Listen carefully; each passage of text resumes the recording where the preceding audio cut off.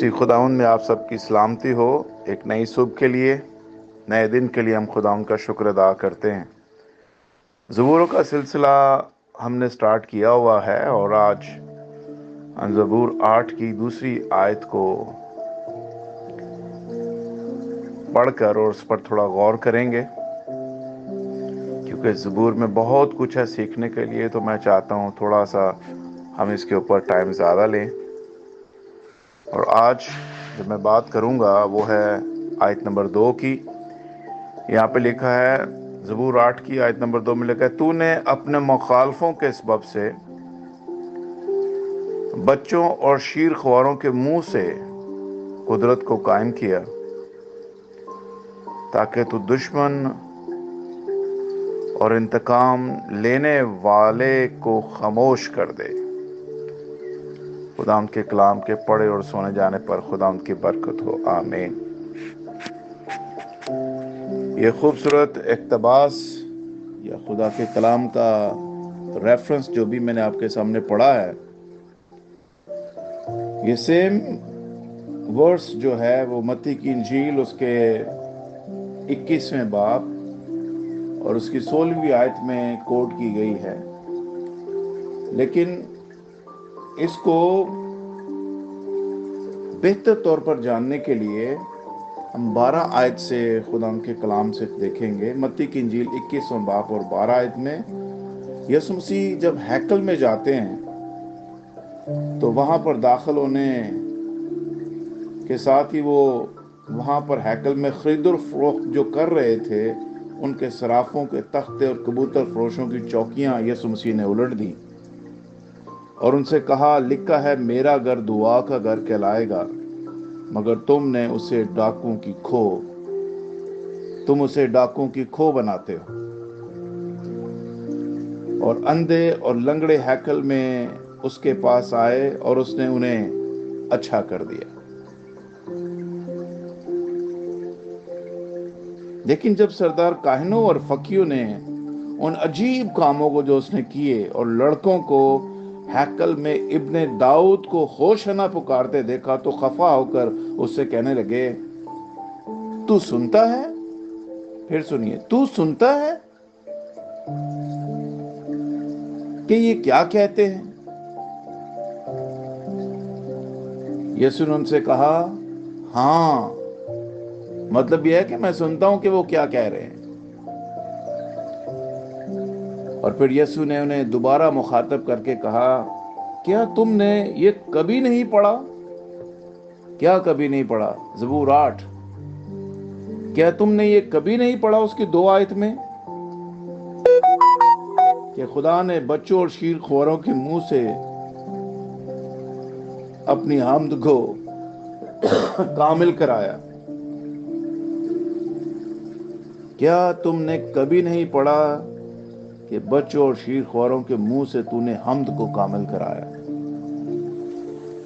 मेरे अजीज बहनों और भाइयों, खुदावंद यीशु मसीह का इस दुनिया में आना मेरे और आपके लिए खुदा की मर्जी को ज़मीन पर इम्प्लीमेंट करना और हमारे लिए नमूने की ज़िंदगी बसर करना एक बहुत बड़ा हमारे लिए एहसास है कि हमें ऐसा लीडर मिला है जो हमें सही डायरेक्शन की तरफ लेके जा रहा है। तो यीशु मसीह की ज़िंदगी हमारे लिए वो मिशले राह है जिस पर चलकर हम सही मंजिल तक पहुंच सकते हैं। आज हैकल के बड़े बड़े ओहदेदारों और इन बड़ी कुर्सियों को संभाल कर लीड करने वाले जो मजहबी लीडर हैं, उन्होंने आगे जो कांग्रीगेशन बैठी होती है ना, या जो लोग उनको सुन रहे होते हैं, उनकी राहों को भी उन्होंने गुमराह कर दिया हुआ। लेकिन मैं खुदा का शुक्र अदा करता हूं कि जो लीडर हमारा, जिसको हम फॉलो कर रहे हैं, Jesus Christ is the son of God, वो हमें सही डायरेक्शन की तरफ लेकर जा रहा है।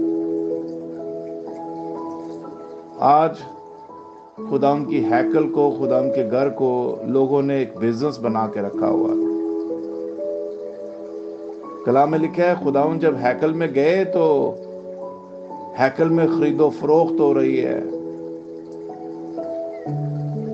بزنس ہو رہا ہے، اپنے ٹیبل اور کرسیاں لگائی ہوئی ہیں، اپنے اپنے طریقے سے ہیکل کے معاملات کو چلا رہے ہیں، اور خدا کی کسی کو کوئی فکر نہیں. لیکن جب ہیکل کا مالک خود آیا تو اس نے کہا، لکھا ہے کہ میرا گھر دعا کا گھر کہلائے گا،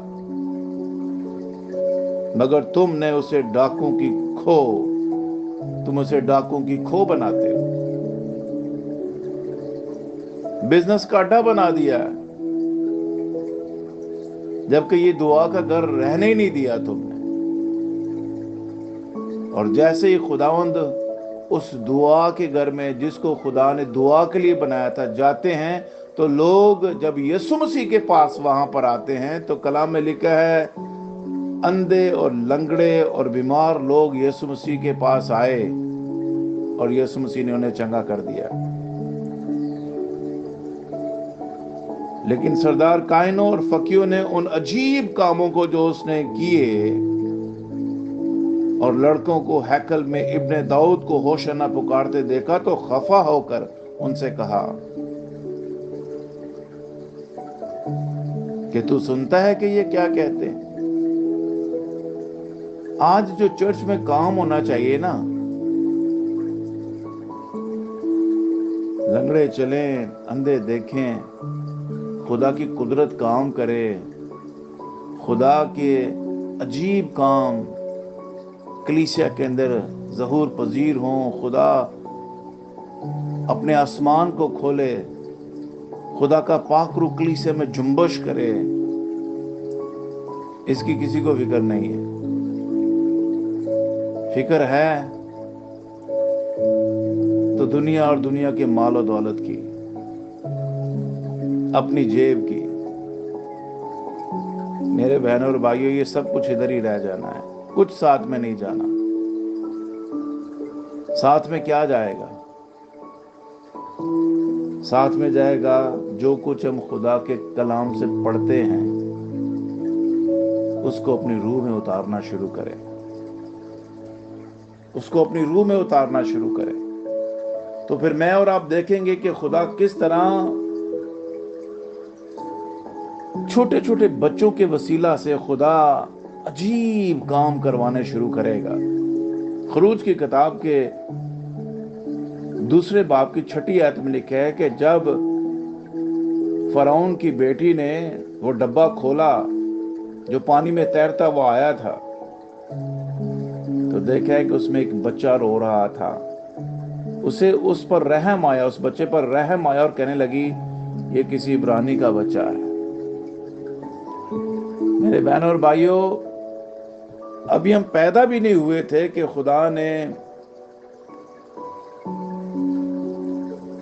ہمارے لیے ہمارے زندگی کے پلان بنا رکھے ہوئے ہیں.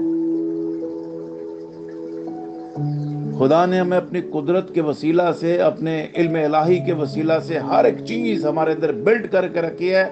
And he nose every thing for our life. ہماری زندگی میں کیا ہونے والا ہے، خدا ہر ایک چیز کو جانتا ہے.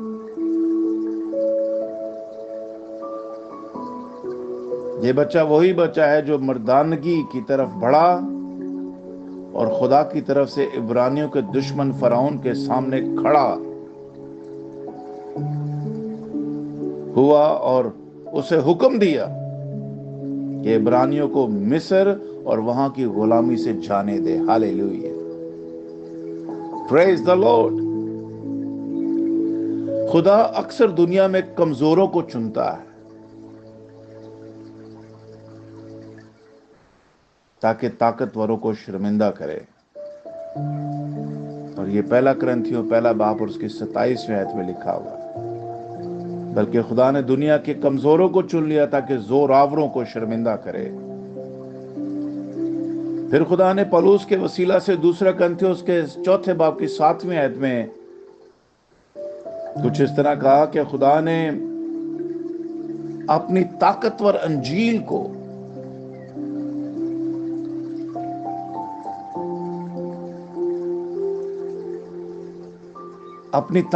انجیل کو